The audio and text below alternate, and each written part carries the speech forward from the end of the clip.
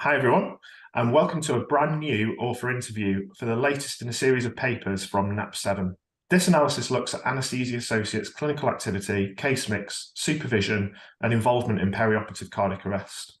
It's important for me to point out that the project was funded by the Royal College of Anaesthetists, but the NAP team decided to write this paper independent from the Royal College and the various other organisations. But that said, the draft paper has been sent to those organisations for comment. And today we have an excellent panel who've given up their time to discuss the paper and its findings, as well as the implications for clinical practice. Yes, well, good morning. My name is Lee Varney. I'm one of the NAP7 authors alongside an amazing team of other authors. I'm an anaesthesia associate. I work at University College Hospital in London, where I've worked since 2008. My name's Sarah Massey. I'm an anaesthesia associate currently working in London. I'm also president of the Association of Anaesthesia Associates. I've been a qualified AA now since 2010. I've previously worked in Birmingham, work in London now.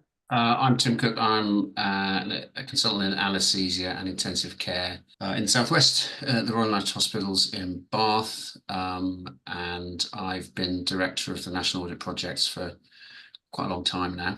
And so I was the director of this project, which was clinically led by Jazz Saul. Thanks for joining us as well, Tim. So I will direct the first question to you, Tim, which is about the reasons why you undertook this analysis. Well, I think it's firstly important to say this wasn't the prime objective of the project. We collected data. So the three phases of the National Audit Project: a baseline survey of hospital and individual preparedness and experience of peri-operative cardiac arrest, an activity survey of activity and complications, and a registry phase, one-year registry phase of cases of peri-operative cardiac arrest collected throughout the UK over a year. And this anaesthesia associates were included in all three phases of that. And although when we set out to undertake the project, it was not a huge, AAs were not a hugely controversial area. They've been obviously a very prominent and controversial topic for the last probably 2 years. So the project report doesn't even have a chapter on AAs, but we decided almost at the last moment that it was important and relevant for us to extract the data that was in the project and create a paper from it. That's what we've done. Would you be able to just summarise some of the key findings for us? From an AA point of view, I think there were quite a few things that surprised me.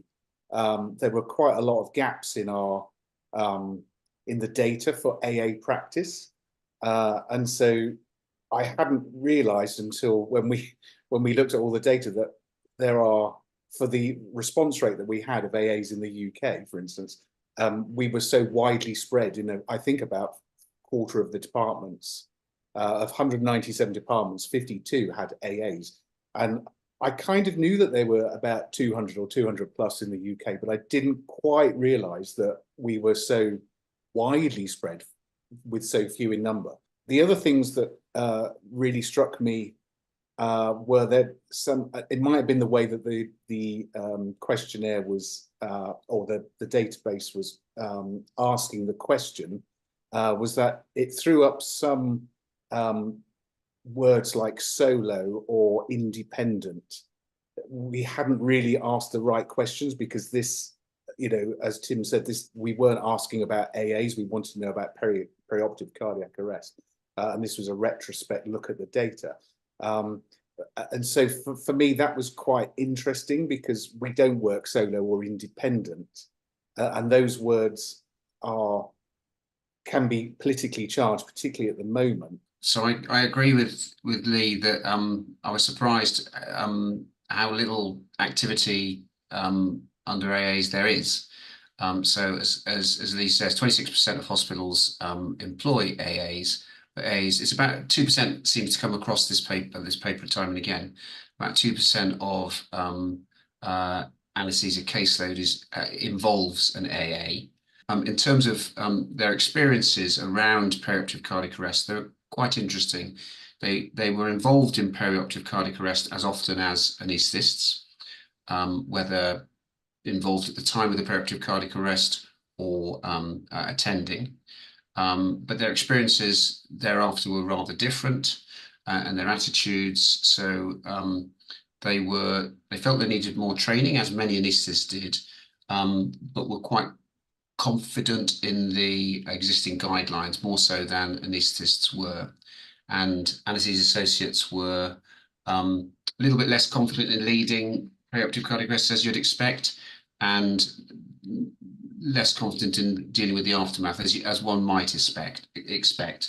There are also some differences in their experiences. So one of the key findings in the baseline paper was regarding anaesthetists was the psychological impact of attending their most recent peri-operative cardiac arrest and cardiac arrests overall. I think anaesthesia associates, by dint of being less involved, seem to be overall less impacted by that, and that's studied in quite some detail in the paper. And then coming to the activity survey, AA is involved in about 2% of activity, about 15% of their activity. Of 400 cases within our 26,000 case survey involved in AA.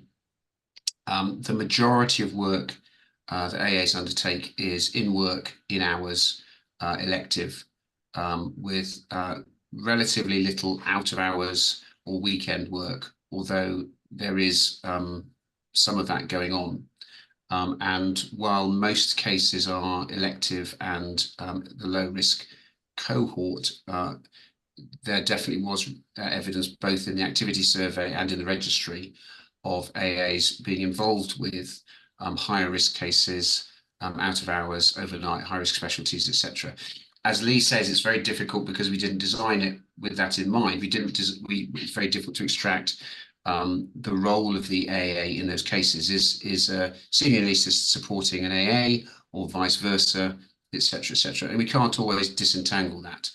There were, however, 63 cases in the activity survey where 61 cases where the anaesthesia associate was identified as the senior anaesthesia care deliverer.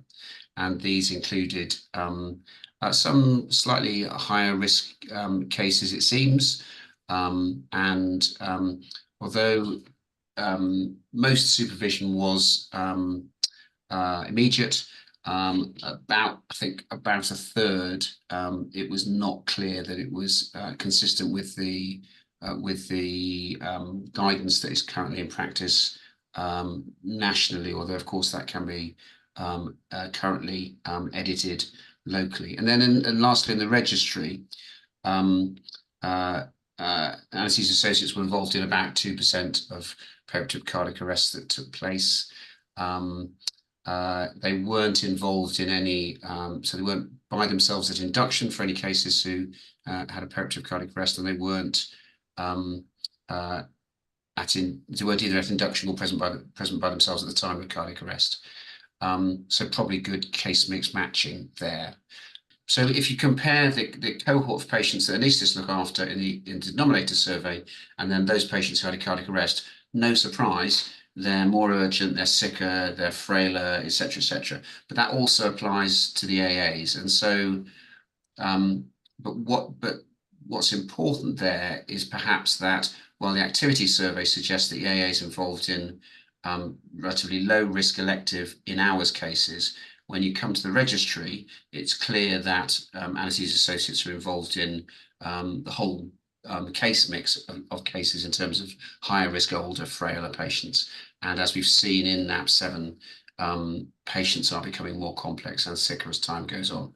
Yeah, it's fascinating that you were able to get all of that data out of a analysis that wasn't pre-planned as well, and something that the NAP has been able to adapt to sort of the emerging topics that are important to anaesthetists. So that's really interesting. I'll come next to Sarah. Sarah, what did you think of the data in the paper? Were there any surprises for you?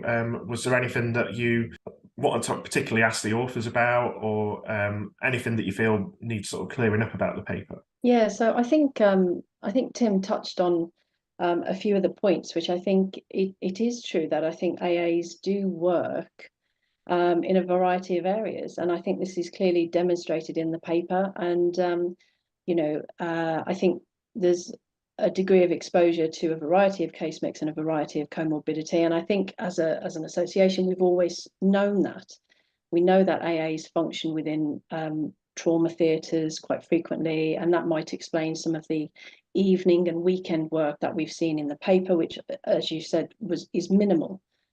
And I think from some surprises that I think I came across, I think it again, it demonstrates that AAs work in these higher risk areas than the classically ASA 1 or ASA 2 patients that are often discussed within the guidance documents.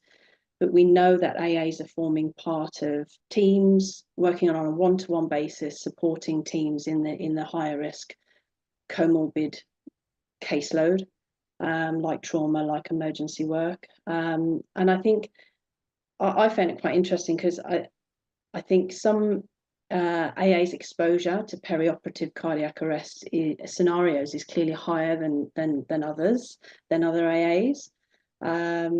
And that probably just comes down to how the roles have been adapted within the hospitals that they work over a period of time. And I think, again, I would stress that in these areas, like the paper says, they are one-to-one in a one-to-one capacity. And I think that's important to reinforce that the case mix is matching the professionals working on that case sort of thing.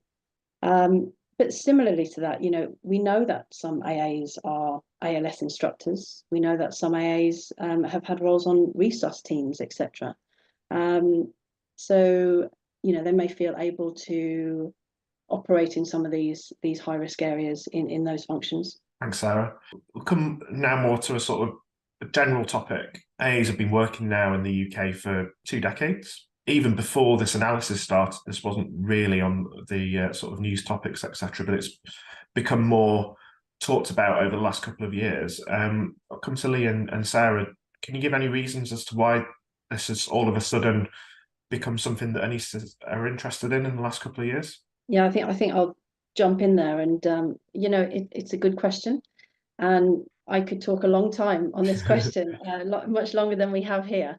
But I think the long-term workforce plan that was published last year, I believe it was, obviously describing an increase in AA numbers to 2,000 by 2036. It didn't land very well with many groups, and that was at a time of industrial action amongst the medical community, and that's what obviously focused on pay and working conditions. You in a post-COVID exhaustion, demoralized workforce. And also, I think it's important to point out the change in the curriculum for the anaesthetists in training, and I think that caused a predicted bottleneck in career progression for some individuals. So I think a lot saw it like giving with one hand but taking with another. So I can understand a lot of attention went onto the workforce plan and where have AAs come from, sort of thing.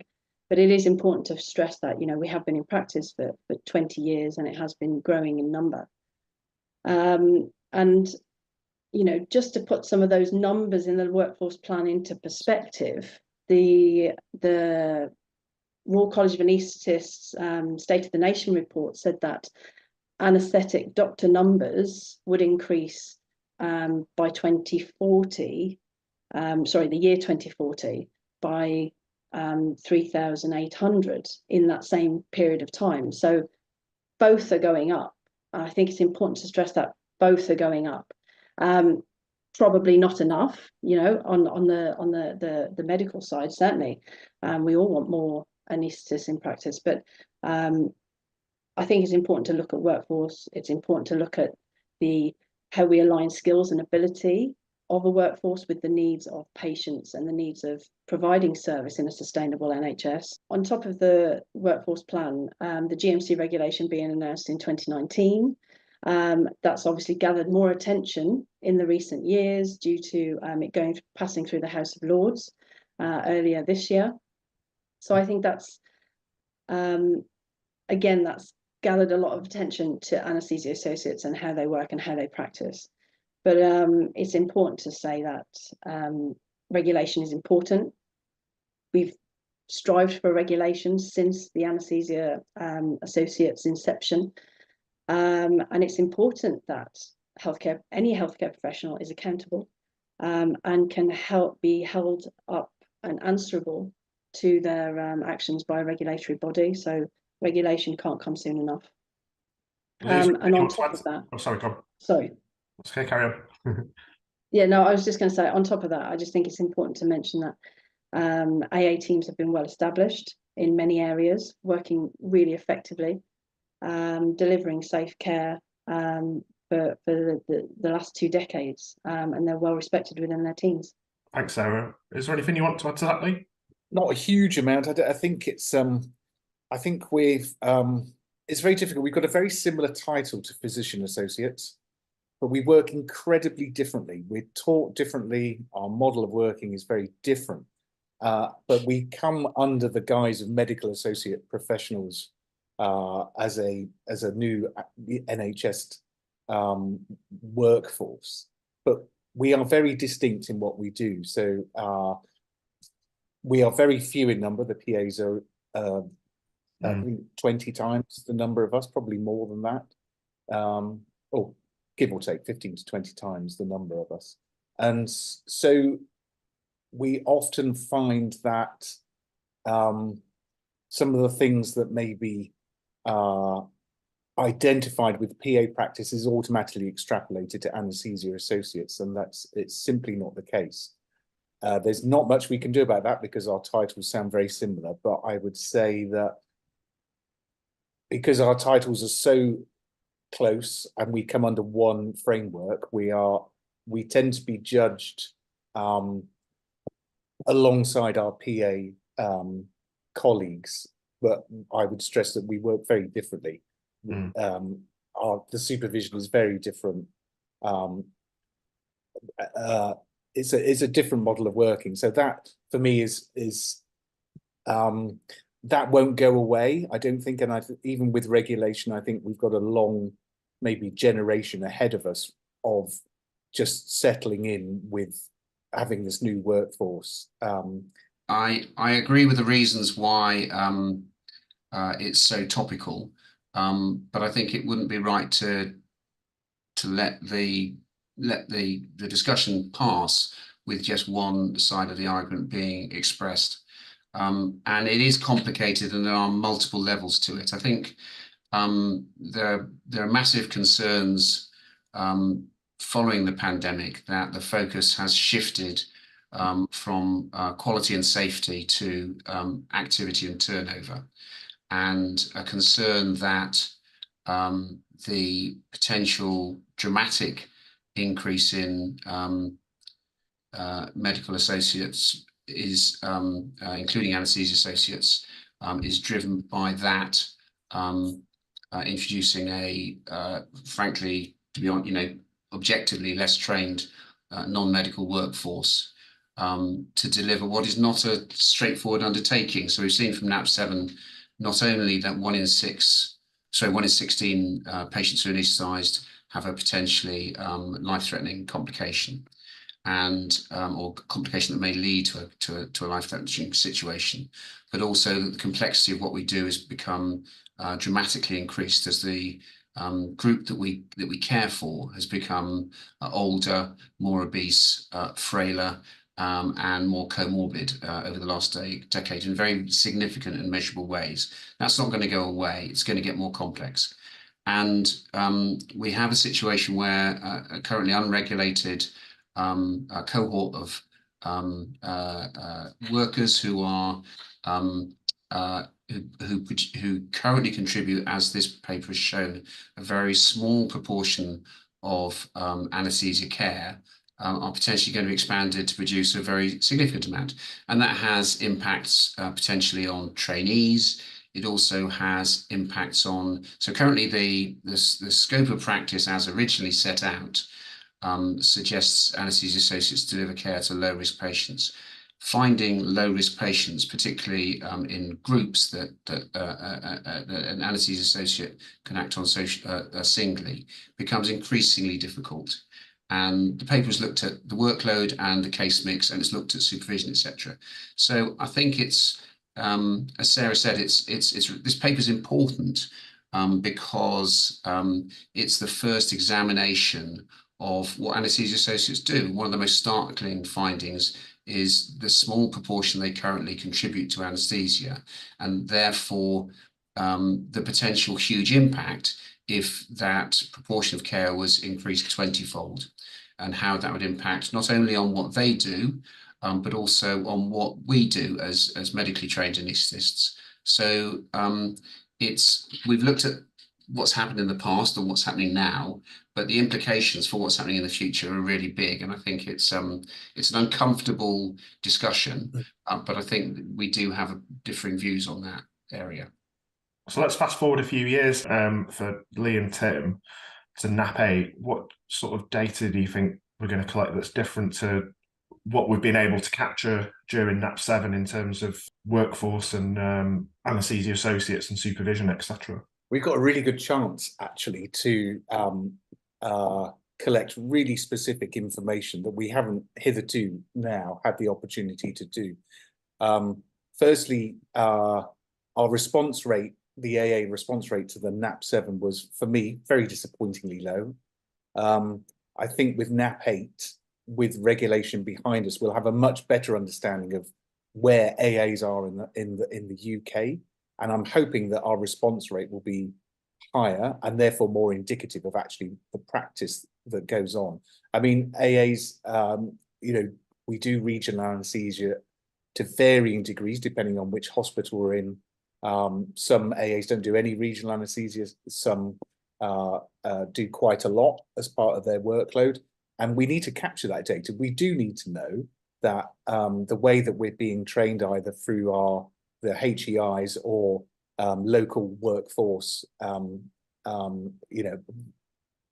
departmental SOPs, we just need to make sure that we're doing exactly the same as a consultant anaesthetist or anaesthetist in training that are going to become consultants in the future. We should be held to the same standards. And if anything shows up, then we need to, we can actually identify that. So I think NAP8, I'm really hoping, I'm not involved yet. I don't think I will be asked. I don't know. I'd be delighted to be involved in NAP8, but I think we've got a really good opportunity to, deeply understand AA practice in relation to regional anaesthesia. So is there anything you think might be good to look at in NAP8 in terms of applications of regional anaesthesia and more generally looking at trends and workforce, etc.? Yeah, I mean, I think as has already been mentioned, it's a really good opportunity to hone some of the questions to really look at supervision of AAs and detailed case mix of AAs or the functions of AAs within those teams. And so I think that's the first opportunity, and we absolutely welcome more data and more evidence regarding AA practice. I think it's obviously been lacking, and that's caused a lot of discussion up until this point. As workload is increasing, and we all know it is, there's a huge backlog, workload's increasing, it's more important now than ever that we utilise the workforce in the most appropriate way, and that might be delivering care in different ways, and we have to face those facts. And I think NAP8 is an opportunity to look at the way we deliver that care, and AAs can absolutely be a very vital functional role within the NHS, and I know for a fact a lot of AAs do a lot of regional anaesthesia. So I'm hoping there'll be more AAs engaged in this process, aware of this process in the future, and hopefully will bring a really strong data set to the table. I'm going to disagree again. I don't think NAP8's got much to do. I don't think NAP8's got much to do with answering this question, to be honest. I think NAP7, because it covered a broad topic of peri-operative cardiac arrest, looked at the whole of anaesthesia care, all that anaesthetists and anaesthesia associates do, and therefore it was a particularly useful opportunity to identify anaesthesia associates' activity. And so what we haven't touched on, but we've looked at rates of complications, we've looked at involvement in cardiac arrest, etc. during NAP7, and I think that's been very useful. I think we're still in a situation where there has been an introduction of a practitioner group which is relatively untested, and the plan is to expand that massively. And I don't think NAP8 is going to go anywhere near addressing that. I think the NAP7 has asked more questions than it has answered regarding anaesthesia associates. Actually, what's needed is a much totally different project from NAP8. The only bit of NAP8 that could examine anaesthesia activity, associate activity, would be the activity survey itself, which might look more broadly across anaesthesia services and ask some more specific questions, as Lee's inferred, about whether the stages at which the anaesthesia associate or anaesthetist who's supervising them, how they're involved, how supervision happens. But I don't actually think that fits into the NAP8 model. I think it requires a different piece of work. There's a very large college survey which was undertaken with almost 6,000 responses, which provides probably the best opinion poll by anaesthetists about the impact of anaesthesia associates across the country. And even if you just look at those anaesthetists that have worked with anaesthesia associates who are more positive in their attitude, having been exposed to work with anaesthesia associates, than those that haven't, which includes myself, then it's very well worth reading. But the results are unfortunately not supportive of the model that's been introduced. So for those people working in it, are not supportive of that model either in terms of training opportunities for trainee anaesthetists, cost efficiency, and I'm afraid safety as well.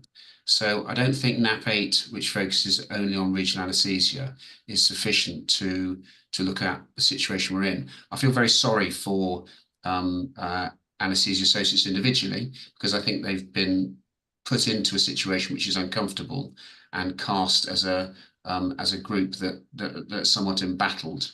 And we sit in a very awkward situation. There was a scope of practice document that was produced several years ago, I think 2016, which was simply a scope of practice for when anaesthesia associates qualified. And within that, there was scope for local development of that, which was clearly been shown within the NAP7 data that development of scope has happened. So what anaesthesia associates are doing now is very dramatically different to what is in that scope document, and that's consistent with that scope document. But that scope document needs replacing, and it only set out what anaesthesia associates should do at the point of qualification, and obviously their roles develop. But it's a slightly odd situation to have uncertainty about and variation across the whole of the country around what anaesthesia associates might do. And in the pressurized situation of cost and activity stresses, there are dangers that that sort of envelope might be stretched too far. So I think I probably wouldn't have a scope document, a national scope document. I think there probably should be a framework. I think a framework is a more useful thing, but I think we need that. It's a shame that that has not been developed yet, and I think it's important. And I think one of the things that this NAP7 paper shows is that what's happening at the moment is, it's definitely not a picture of it being the Wild West, and we haven't, as again, coming back to what Lee says, we can't discriminate who's helping who in what circumstance, except for a few cases.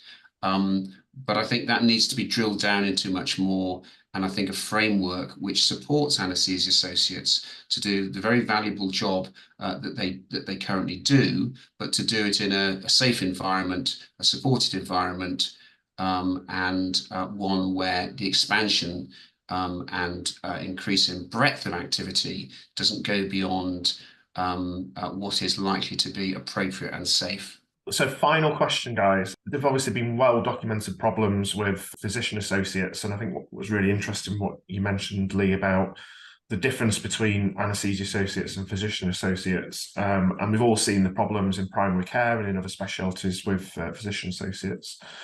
But do you think there's an opportunity now for anaesthesia as a specialty to lead on this and to collaborate and to get things right in the future? So we've been very collegiate since we started. I mean, we started way back in 2004 with a group of 5 spread around the country to 35, I think, in 2005 when I started. And we always felt very much part of, you know, the college of anaesthetists, even though we were very small in number. And since that point, we've always, since 2008, we always started work towards regulation. I'm not sure what's happened in the last couple of years that's just kind of slowed us down. I mean, personally, and I'm speaking personally as an AA now, I felt that various institutions maybe have just dragged their heels a bit on the scope of practice because it has become such a hot potato. You know, I qualified in 2008, but the scope of practice was published in 2016. You know, and it hasn't changed for 8 years. It's going to change. We're going to have another scope of practice this year, but it just seems that we've, you know, the services have developed with local clinical governance, but the scope of practice is 8 years behind where it needs to be. It doesn't delineate between newly qualified AAs, what they can do at year 1, year 2, year 3, year 5, year 10, year 15 even. And so we are behind the curve with that. So I think we need to do a bit of work, all of us anaesthetic providers, the Association of AAs, the college, NHS England. I think we need to really kind of drill this down and keep reviewing it, maybe on a yearly or 2-yearly basis as we grow. We're a growing profession. And by dint of that, we are going to move into areas that at the minute we are not into. And so that needs to be constantly reviewed and to make sure that that's correct. So I think we need to, although we do work closely with all the institutions, I think we just need to make more of an effort, all of us, to remain much more cohesive and to speak with a common voice. At the minute, we're not all speaking with a common voice. That's holding everything back, all the governance surrounding our role, which will grow. Sarah, have you got anything? There's not much more I can say because I'm speaking personally now as an AA. I'm not speaking on behalf of the association, but what do you think? Sorry, Mike. Yeah, no, I think you're absolutely right. There's a great opportunity for collaborative work, and you know, as absolutely what we're here for as an organisation, to collaborate and try and, you know, make a profession that can aid the teams that it works with, and you know, with patient care at the end point of all of this. I think the as mentioned, the scope needs work. Absolutely, it's well behind, and I think the importance around the scope, it needs to offer the professional development for an AA, but also it needs to focus on the needs of patients and the needs of services. But you know, my final point is, I think with the NAP7 results, as mentioned, I think it does absolutely sort of reinforce that you know, case mix is being matched to the necessary providers, and you know, out there we've got some hopefully it gives reassurance to the wider anaesthetic community that AAs are being utilised appropriately, and I think there's an opportunity to do lots more research in this area to really see how AAs are used in practice, to give more confidence to patients, to the workforce, and support the work of the NHS. And final comment to you, Tim. Yeah, we all agree. Collaboration is always the key to pretty much everything, and it's you know, I'd particularly like to thank Lee for his involvement in NAP7. He's been an absolute rock throughout the whole project. It's been really important to have an anaesthesia associate on the project. and his contribution was very significant, and it's really good to have him on the paper and tugging us back occasionally when we were pushing in the wrong direction.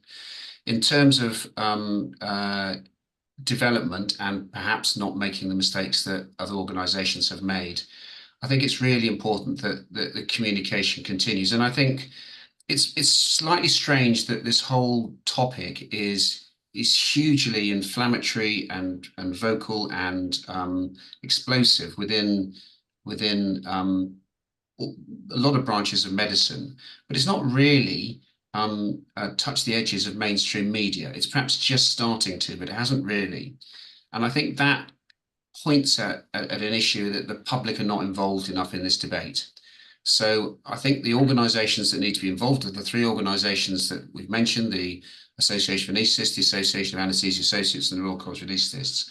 But the public need to have a really strong voice in that and understand what these potential significant changes in healthcare delivery are. So we're changing from a situation from anaesthesia being essentially exclusively medical delivered specialty and care to something that is quite a long way from that. And the public, who are the people on whom this is acted out on, and I'm getting to the age where I'm much closer to that than I am to remaining as a doctor in a few years. I think the public need to be involved in the debate, as always. Thanks, Tim. Thanks also, Lee and Sarah, for joining us. We have run out of time. I'm sure the four of us, we will be able to carry on this discussion for hours, because it's generally really interesting. I think the paper's been able to give us some really interesting data to discuss as well. And I really hope that we get letters, and I hope that we're able to add to the very little evidence that there is out there already, and that I think that's the reason why this paper is really important. So thank you very much for joining us. Please do, if you're watching, read the paper in full. It's free to access and will be forever. Join us again for our next author interview here at the Journal. Thank you. Thanks, Mike.